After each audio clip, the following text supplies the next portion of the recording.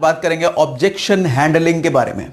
Network marketing के 7 major steps में से सबसे इंपॉर्टेंट और सबसे बड़ा टॉपिक है ऑब्जेक्शन हैंडलिंग। सबसे ज्यादा मुझे रिक्वेस्ट भी इसी पे आई थी, ऑब्जेक्शन हैंडलिंग।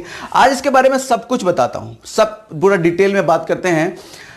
क्यों होता है ऑब्जेक्शन हैंडलिंग, कोई ऑब्जेक्शन क्यों रेस करता है प्रोस्पेक्ट, आपको क्या करना चाहिए उस वक्त, क्या नहीं करना चाहिए और किस वक्त, क्या गलती आप अभी कर रहे हो, क्या उसमें सुधार लाना है, सब कुछ बात करते हैं आज ऑब्जेक्शन हैंडलिंग पे।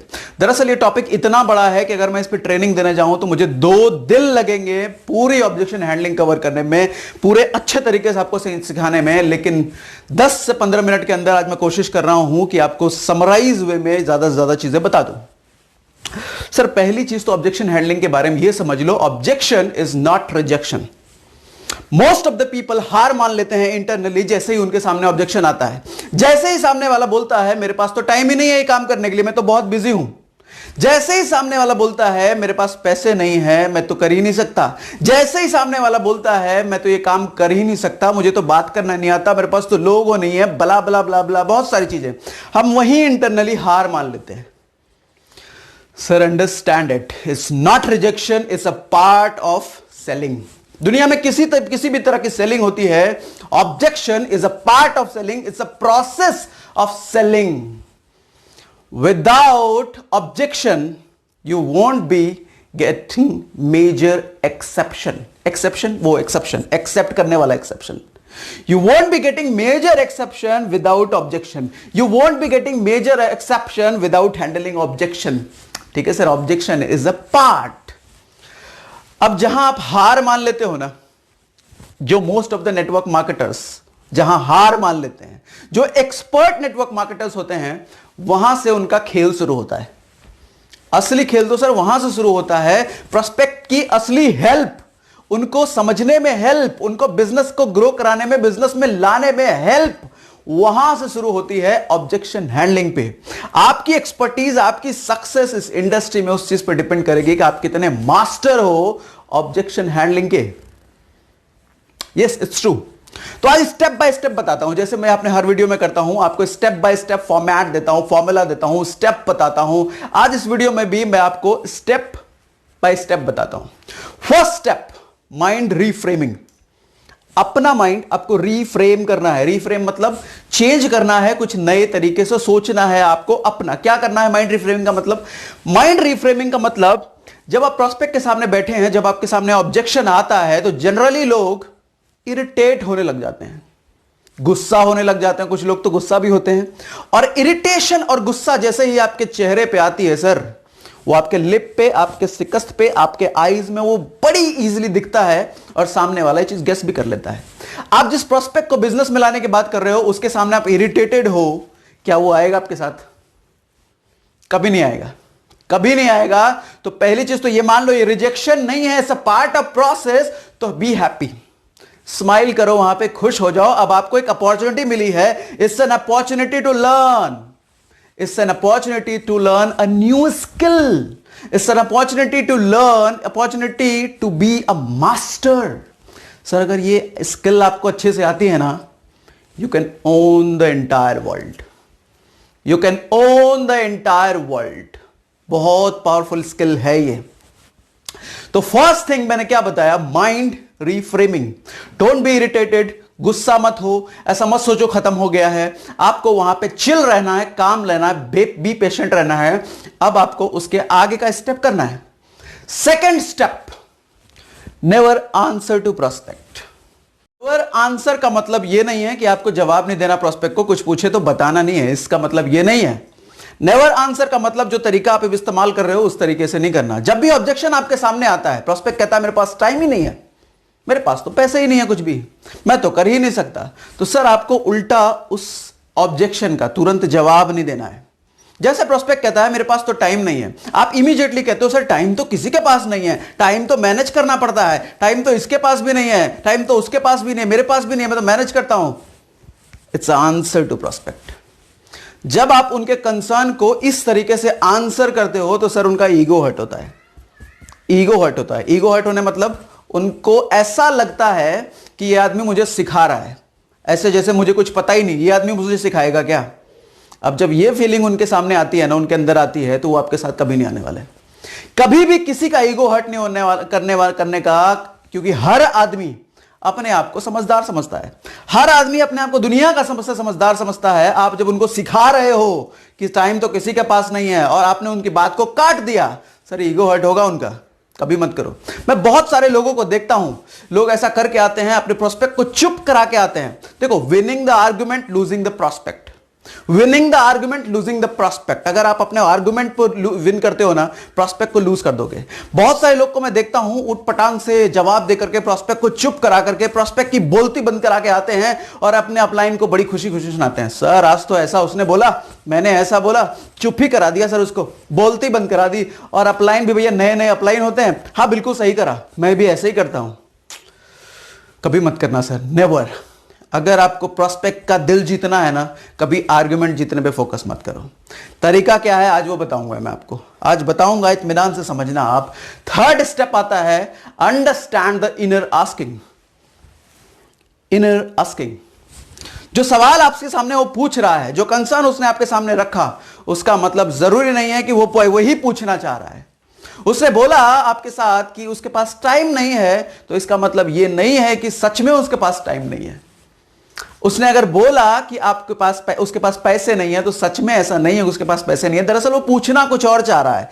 क्या पूछना चाह रहा है? दरअसल there are certain list of questions जो पूछना चाह रहा है। वो अंदर से पूछना क्या चाह रहा है, उसकी आंतरिक आत्मा क्या कह रही है कि क्या ये मैं भी कर सकता हूं, क्या ये बिजनेस सच में इतना अच्छा है, क्या इसमें कोई कैच तो नहीं है, कोई गड़बड़ तो नहीं है, जितना अच्छा ये बिजनेस प्लान को बता रहा है क्या सच में ऐसा है क्या? नहीं नहीं नहीं नहीं, कुछ तो गड़बड़ होगा जरूर, ये मुझे बता नहीं रहा। अच्छा, इसमें अगर मैं आ जाता हूं तो मुझे कोई सपोर्ट मिलेगा क्या? अच्छा, कोई हेल्प करेगा क्या? कोई मुझे बताएगा क्या कैसे करना है? सबसे मेन इंपॉर्टेंट यार, मैं अपने दोस्तों को बताऊंगा कैसे? दोस्त तो मेरे भागने लग जाएंगे, मुझसे नफरत करेंगे वो लोग, मेरी दोस्ती खराब हो जाएगी, ये कैसे करूंगा मैं? सर ये सब सवाल चल रहे होते हैं उनके अंदर। ये है इनर आस्किंग्स। आपको इन सवालों के जवाब देने हैं, उन सवालों के नहीं जो वो पूछ रहे हैं। अच्छा, ये इनर आस्किंग के भी आप जवाब कैसे दोगे? डायरेक्टली नहीं दे सकते, क्योंकि अभी तक तो उन्होंने ये सवाल आपसे पूछा ही नहीं। ये तो उनके अंदर की बात है, जो आप स्मार्ट हैं और आप इस चीज को समझ रहे हो, लेकिन डायरेक्टली दोगे नहीं, डायरेक्टली देना भी नहीं है। सर कैसे देंगे, इसका भी अब जवाब बताता हूं। सर अगर कुल मिला के अगर आप देखो, ये जो क्वेश्चंस वो इनकी इनर आस्किंग के क्वेश्चंस हैं, ये 3 कैटेगरी में नहीं आ रही क्या? सिर्फ 3 कैटेगरी में आ रही। 3 कैटेगरी कौन सा? Lack of trust on business plan और business concept. Lack of trust, उनको भरोसा नहीं है इस पे। Lack of trust on themselves, उनको खुद पे भरोसा नहीं है कि मैं खुद कर सकता हूं। Third, lack of trust on you, आप पे भरोसा नहीं है उनको। यह आदमी सही है कि नहीं, यह आदमी सच बोल रहा है कि नहीं, यह आदमी ने जो बताया बिल्कुल सच है, उसमें कोई हिडन कॉन्स तो नहीं है। ये 3 कैटेगरी के अंदर फॉल हो रहे हैं सर, ये सारे ऑब्जेक्शन जो उनके अंदर चल रहे हैं। अब 4th स्टेप आता है। पहला, माइंड फ्रेम चेंज करना है आपको, mind reframe. Second, never answer. Third, inner asking, understand the inner asking. 4th है ऑब्जेक्शन हैंडलिंग। अब आता है ऑब्जेक्शन आप कैसे हैंडल करोगे सर, मेन मुद्दा हमारा, ऑब्जेक्शन आप हैंडल कैसे करोगे। आती है असली ऑब्जेक्शन हैंडलिंग। अब आपको करना क्या है वो बताता हूं। अब आते हैं 6 स्टेप्स। कितने सर? 6 स्टेप्स आते हैं। इन 6 स्टेप्स को लिख लो आप, अदरवाइज भूल जाओगे। पहला स्टेप, जब भी आपके सामने ऑब्जेक्शन आया, कुछ भी, टाइम नहीं है, पैसा नहीं है, कुछ भी बोला, listen carefully, act surprise. Listen carefully, act surprise मतलब ध्यान से आपको सुनना है, ऐसे रिएक्ट करना है जैसे आपको पहले कभी पता ही नहीं था, पहले कभी ये बात आपने सुनी ही नहीं, फर्स्ट टाइम आप उनसे सुन रहे हो सकता है आपने कहानी सुनाने लग जाए वो कि मेरे पास तो टाइम ही नहीं है, बच्चों को सुबह स्कूल छोड़ता हूं, खाना बनाता हूं, ऑफिस जाता हूं, कपड़े धोता हूं, फला फला फला फला, ये सब देखो मेरे पास तो टाइम ही नहीं है। आपको बड़ा इंटरेस्ट लेके सुनना है सर। जब आप किसी को सुनते हो ना इंटरेस्ट लेके, तो सामने वाले को अच्छा लगता है, आप उनकी बात को वैल्यू दे रहे हो, अच्छा काम कर रहे हो आप, वैल्यू दे रहे हो उनको, ठीक है। सेकंड, मैजिकल क्वेश्चन पूछना है आपको। Ask magical question. Ask magical question क्या है यहां पर? सर वैसे तो आपने बताया कि आपके पास टाइम नहीं है, एंड आई अग्री, आपने शेड्यूल भी बताया, बहुत बिजी शेड्यूल है आपका, लेकिन अगर आपके पास टाइम होता, अगर आपके पास टाइम होता तो आउट ऑफ 10 आप कितना रेट करते अपने इंटरेस्ट को इस बिजनेस में आने के लिए? आउट ऑफ 10 आप अपने इंटरेस्ट को कितना रेट करते इस बिजनेस में आने के लिए? मतलब अगर आप 10 रेट करते हो, मतलब इसका मतलब आप बिल्कुल भी इंटरेस्टेड नहीं हो इस बिजनेस में आने के लिए। अगर 1 रेट करते हो, मतलब बहुत ज्यादा इंटरेस्टेड हो आप इस बिजनेस में आने के लिए। सो आउट ऑफ 10 आपका इंटरेस्ट लेवल क्या है अगर आपके पास टाइम होता तो? Sir most of the cases में ना यहां पे आपको 1 सुनने को मिलेगा। हां, अरे मैं तो बहुत इंटरेस्टेड हूं, अगर मेरे पास टाइम होता तो मैं तो बिल्कुल ज्वाइन करता। अब वहां पर सर अगेन रिलेट करो आप। पहले तो आप उनको ऐसे बताओ कि सर अमेजिंग, सरप्राइज, अमेजिंग, आप इतना इंटरेस्टेड है, बस टाइम का ही कंसर्न है। अब आप वहां पे रिलेट करो कि आप जो सिचुएशन बता रहे हो सर, बैक कुछ टाइम, महीने, कुछ महीनों पहले, कुछ साल पहले, जितने भी टाइम हुए आपको इस इंडस्ट्री में, एग्जैक्टली मेरी सेम सिचुएशन थी। एग्जैक्टली मैं भी आप ही की तरह था, मेरी भी सेम प्रॉब्लम थी, मैं भी फंसा हुआ था ऐसी सिचुएशन में। Relate. Next step, story telling. यहां पे थोड़ा सा इंटेलिजेंस काम करेगा सर आपका स्टोरी टेलिंग में। स्टोरी टेलिंग के बाद आता है I2WY, if I would you, अगर मैं तो क्या आप। स्टोरी टेलिंग थोड़ा सा डिस्क्राइब करता हूं। स्टोरी टेलिंग आपको करना है, या तो खुद की स्टोरी बताओ, या किसी फ्रेंड की स्टोरी बताओ, या किसी अपलाइन की स्टोरी बताओ। स्टोरी किस पे बतानी है? जो उनका कंसर्न था उससे रिलेटेड स्टोरी। अगर सामने वाले का कंसर्न है मेरे पास टाइम नहीं है, तो सर आप उनको बताओ सर एग्जैक्टली जैसा आपने रिलेट करके बताया, कुछ समय पहले जिस शख्स ने मुझे बिजनेस प्लान दिखाया था, मेरे साथ भी सेम सिचुएशन थी, मैंने भी उनके सामने सेम कंसर्न रखा, तो उन्होंने मुझे ऐसी बातें बताई जिसको सुन के मैं शॉक हो गया सर, शॉक हो गया। क्या आप वो जानना चाहेंगे सर? पूछो, यहां पे आप पूछो, अपनी मर्जी से थोपने मत लग जाओ, कहानी सुनाने मत लग जाओ बिना पूछे। क्या पता उसको इंटरेस्ट नहीं सुनने में, क्या पता वो आगे आपकी बात का इंटरेस्ट ही नहीं ले रहा। पहले पूछ लो, क्या आप सुनना चाहोगे? अगर वो यस बोलते हैं तो सुनाओ उनको। क्या सुनाओ? सर जिस शख्स ने मुझे बिजनेस प्लान बताया था, उनके सामने सेम कंसर्न रखा था मैंने, तो उन्होंने बताया कि सागर, अब मैं अपनी बात कर रहा हूं, कि उन्होंने मुझे बताया कि सागर जरा 5 साल पहले पुरानी अपनी लाइफ की हिस्ट्री देखो।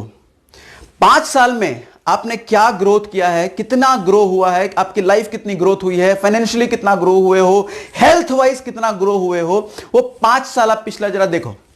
और बेस्ड ऑन दैट 5 इयर्स, पिछला 5 साल के बेस पे आप अपना अगला 5 साल का प्रोग्रेस डिसाइड करो कि पिछले 5 साल में आपने क्या अचीव किया, उसी हिसाब से अगला 5 साल में आप क्या अचीव करने वाले हो। देन अगेन नेक्स्ट 5 इयर्स, मतलब अभी से 10 साल आप प्लान करो कि 10 साल में क्या अचीव करने वाले हो और क्या लूज करने वाले हो। सर ये अगर ढंग से आपने कर लिया ना, your prospect will be shock.